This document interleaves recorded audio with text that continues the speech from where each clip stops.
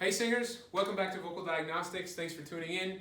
Today I would like to talk to you about a little trick that is useful in leaping up to high notes. Sometimes those notes are at the top part of your range, sometimes those high notes are just simply in a tricky spot, or maybe just the leap that you're trying to negotiate is tricky. So this is a little tip, a little trick that may help you.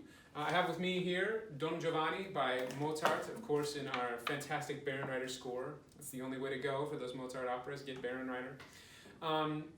The aria Dalla sua pace, which is often cut, which is sad because it's a beautiful aria. Tricky to sing, but it's a beautiful aria. This aria has a number of places that are really hard to negotiate without either just screaming or kind of splatting on the note or just feeling totally tight and tense. And one of the things you can do is when you're leaping up to that interval that goes from the D to the G is a trick that you can use in any other kind of rep like this or that has anything similar to this, which is you prepare that high note on the lower note. In other words, you take care of everything you can before you leap up, okay? So normally the phrase goes like this. I'm singing morte, right? So if I sing morte, and I reach for the note, and I try to articulate the T, and I try to move everything that needs to move, as I'm going up to the high note, I just get a traffic jam, and it feels terrible. It's hard enough as it is, so let's simplify, right?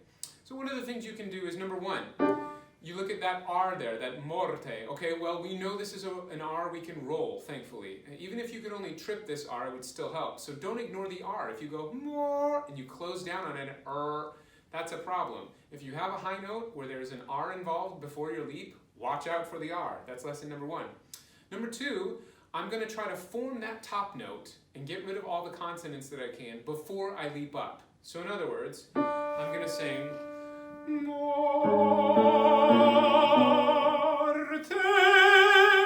I'm going to try to get those out of the way, morte, before I jump up. If I go morte, I'm taking the T with me. I'm trying to articulate the T, in other words, on that G. Well, I don't want to sing a T. First of all, it's unvoiced, so I don't want to sing a T on a G natural at a piano dynamic that's having to crescendo and the texture is very light and you're alone on stage. Let's not do that, shall we? So what can be really helpful is to, again, anticipate some of those things. It's not that you're changing anything. You're not modifying anything. You're just letting some things happen earlier if you can, right? So again, here's side by side, here's what we do. If I sing morte, tight. I've had to facilitate all kinds of things. I'm trying to facilitate the consonant. I'm trying to move my resonators to the new position, and I'm trying to sing that note and, you know, be real pretty and beautiful up there all at the same time. Those are the technical terms, real pretty and beautiful. All at the same time on that G natural, right? Let's just simplify. Let's prep the space down on the bottom note. Let's get rid of that consonant down on the bottom note. Let's keep the muscles loose by rolling that R and using those articulators down low so that we don't have to do so much on the top. So ideally, it can work like this. If I sing morte,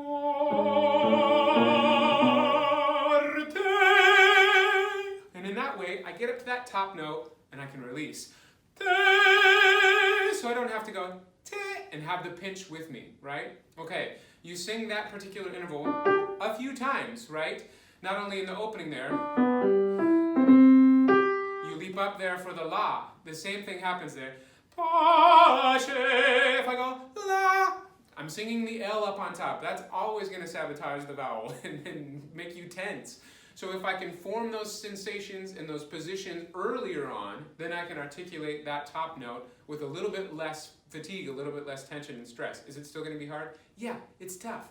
Thanks a lot, Mozart.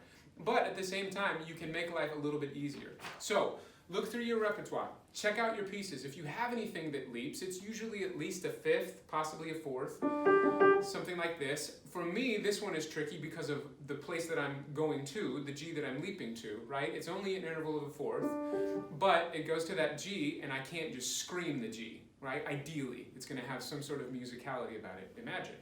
So if you look through your pieces or you look through something that has a massive leap, just think, okay, can I get any of this work done early on? Can I do any of this on that bottom note? Can I prep some of this down low so I don't have to try to facilitate it all on the top note? May seem like a tiny thing. You may even think, I don't even know if that's possible. But you will find you can take care of some of those things just a little bit earlier and make your life a little bit easier. So give that a try, see if it makes a difference, and thanks for tuning in. Don't forget to subscribe.